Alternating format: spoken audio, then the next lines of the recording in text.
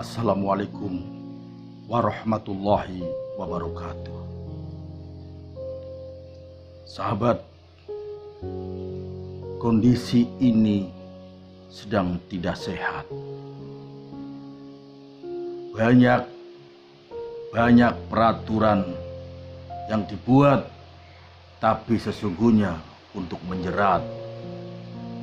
Ya, lihatlah kasus pelecehan agama yang mengaku dirinya seorang nabi. Bahkan di dalam penjara pun telah dianiaya karena mereka tidak rela agamanya dihina dan dinistakan. Apalagi dia sudah menghina junjungannya, menghina Tuhannya. Tapi apa yang terjadi? Pemberitaan terus menerus seolah membela dirinya, membela si penista agama.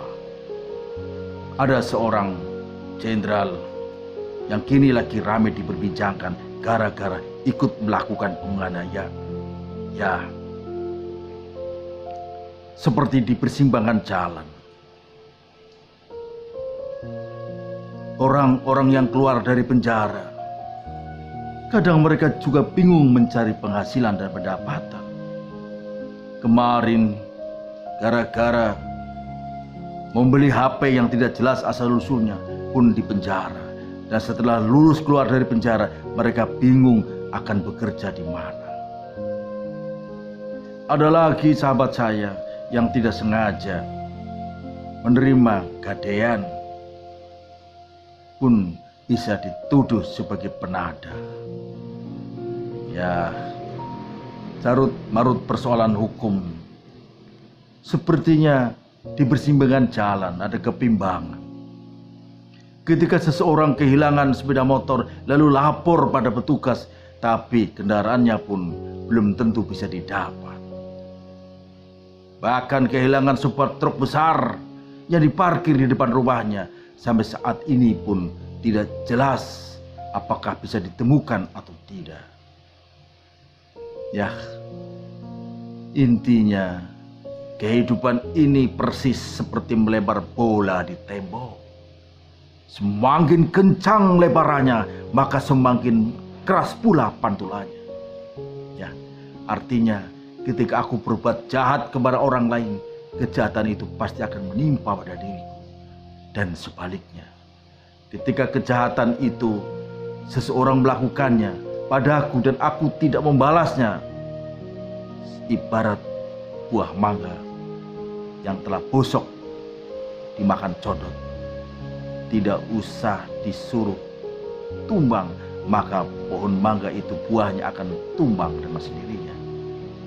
Ya, hidup seperti melempar bola di tembok. Semakin baik aku pada seseorang, maka kebaikan itu akan kembali padaku. Begitulah kejahatan yang menimpa seorang penista agama yang ramai diperbincangkan di mass media, seolah-olah menuntut keadilan, seolah-olah akan mencari penegakan hukum, padahal di dalam lingkup binaan hukum. Lalu bagaimana orang yang baru keluar dari tahanan? Siapa yang akan berkewajiban menerima atau menolak, membimbing sampai orang ini benar-benar tobatan nasuha, atau dibiarkan akan kembali mengulangi kejahatannya? Seperti pencuri motor ditahan lalu dibiarkan, ketika dia keluar kena 8 bulan maka dia akan mencuri lagi karena bawaan dan genetikanya sebagai seorang pencuri. Lalu bagaimana seorang koruptor yang enak di penjara, bahkan hartanya masih berlimpah? Ya, beginilah carut marut persoalan yang masih menumpuk dan menumpuk di negeri kita yang saya cintai ini. Di tengah gelap gulita ini, saya hanya bisa berdoa kepadamu, ya Allah, bimbinglah aku kepadamu, ya Allah, ke jalan yang lurus, jalan yang Kau ridhoi. Ihdinas siratal mustaqim. Ya Allah, tunjukilah padaku jalan yang lurus, jalan yang Engkau ridhoi.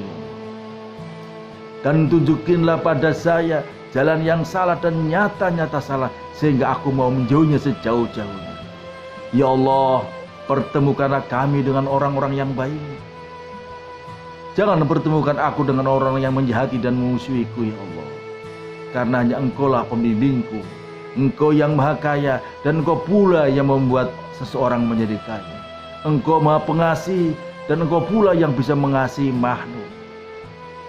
Ihdinas siratal mustaqim. Astaghfirullahaladzim. Min kulli dzanbin kabirin saghiran wa atubu ilaihi ya Allah. Ampunilah dosa hamba ya Allah. Dosa yang kecil maupun dosa yang besar, dosa yang telah kelewat maupun dosa yang akan datang. Karena hanya Engkau ya Allah yang mengampuni segala dosa hamba. Ya Allah, jadikanlah kami orang yang soleh. Kumpulkanlah kami dengan orang-orang yang soleh.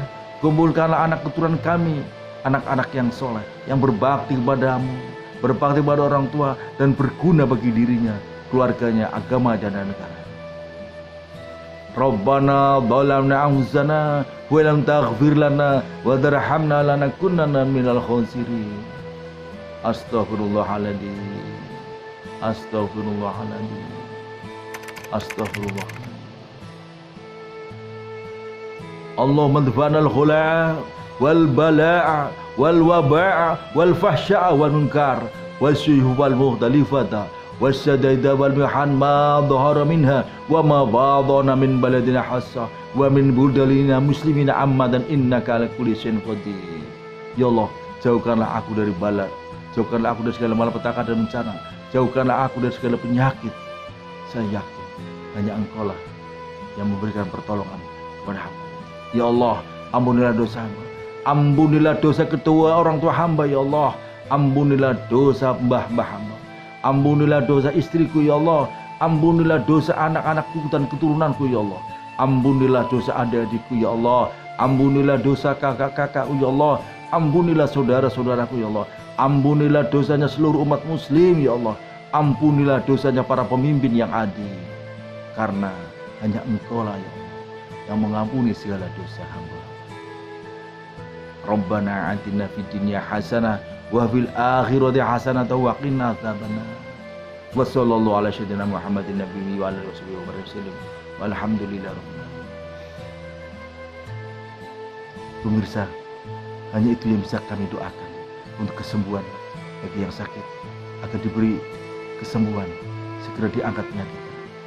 Berdoa untuk diberi kemudahan bagi mereka yang sedang mengalami kesempitan ekonomi. Karena saya yakin dengan berdoa pasti Allah akan menolong kita. Jangan lupa berdoa terus. Subhanallah, walhamdulillah, wa la ilaha illallah, Allahu akbar. La haula wala quwwata illa billahil aliyyil azim. Assalamualaikum warahmatullahi wabarakatuh.